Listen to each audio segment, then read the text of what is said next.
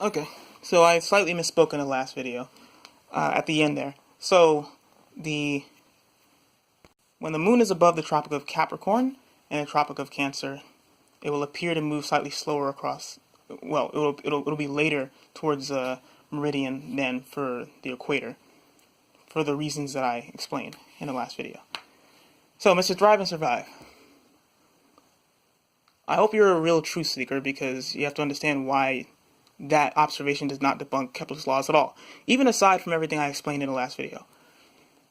They can't possibly debunk Kepler's laws, because we have to understand what Kepler's laws actually say. When you want to debunk a model, you have to actually think about what the model actually says. The model does not in any way say that it does not in any way say that the apparent motion of the moon towards a meridian line will take this form, right?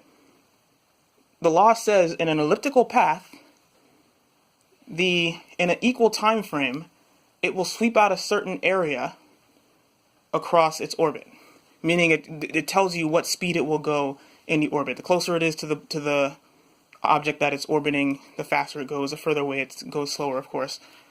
But that is absolute speed. That's not angular speed in a rotating frame. Okay, so if you want to debunk, or if you want to test Kepler's laws, you have to actually test the actual model, which is you have to see what the actual speed of the moon is. You can't look at some apparent speed with the moon rotating. So how do you actually test the actual speed? Well, I would suggest you get an equatorial mount telescope. Have one of those things that can track the stars. That is, they keep the stars not moving. It's in the same frame. And then check the absolute angular distance that the moon travels against the background of stars. Tracking the stars.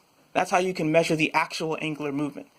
When you just do it the way it was done in that observation, then you're not actually measuring the speed of the moon, because the moon is moving, like I said, the moon is moving in a great circle path for the most part, canceling out the rotation of the Earth. And so that rotation is going to have a different apparent motion across the stars depending on what season you're in and what the moon is over. If the moon is over the Tropic of Capricorn, it's going to be different versus if it's over the equator. So in order to test it, you need to actually get an equatorial mount and actually measure the actual movement of the moon. That's the honest way to do it.